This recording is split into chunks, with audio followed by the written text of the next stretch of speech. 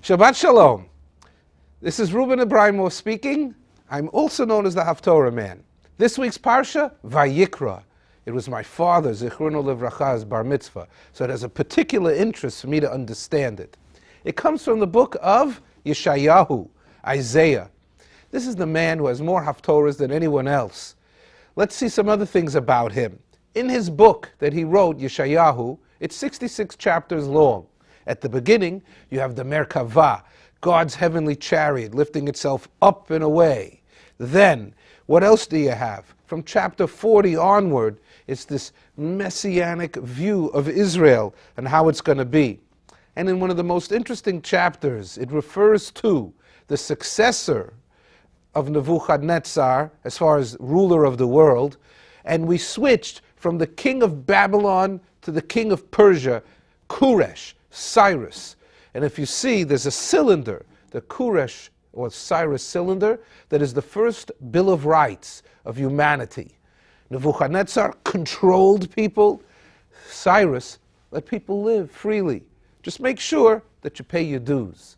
So he's the man that let us come back to the land of Israel and rebuild the second Beit HaMikdash, Koresh. But now from Yeshayahu. After Moshe Rabbeinu, he was the greatest prophet that ever lived. He lived for 120 years. He had prophecies for about 95 of them.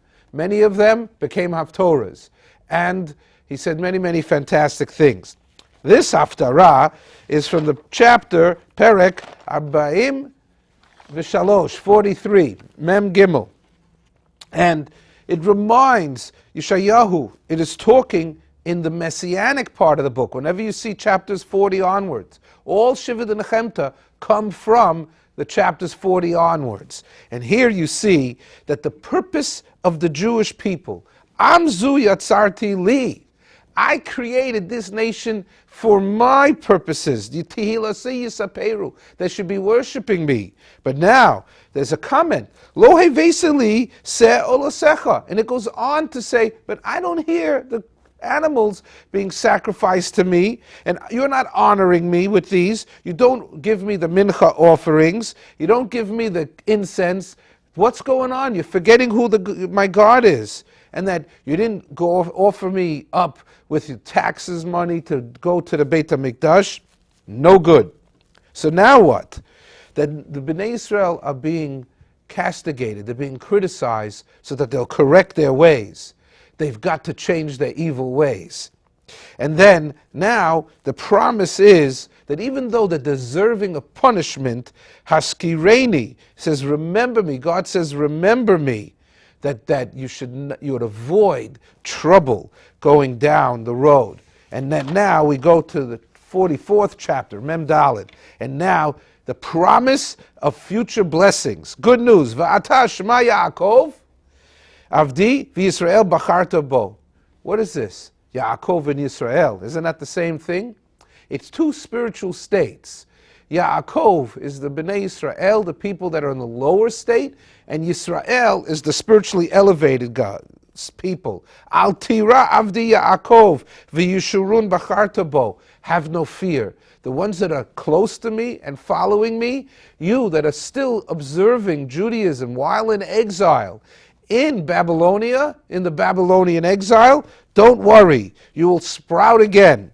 Hashem is unique. Ani Rishon va'ani Acharon umi ba'aladi ein Elokim. Just remember, I'm the first, I'm the last. There is no other. Hashem is everything. And that now the Haftarah ends and concludes with the discussion about the absurdity, the idiocy of idol worshiping. And it goes through that you take whatever it may be, metals, bronze, silver, gold, and you cast them into idols. You made them. And if you can't afford that, what do? You use wood. Then you say, wait a minute, you're making a deity out of wood, and then the rest of the wood, you burn a fire to offer up a sacrifice to this deity, whether it be Asherah, Baal, Molech, whatever. No good. That's crazy. What kind of God is that? That a man makes the God? Doesn't make any sense. So now, what are they talking about? That the people should do teshuvah. Bnei Israel should do teshuvah. Zechor ele Yaakov v'Yisrael ki avdi ota that you people have to remember who you serve.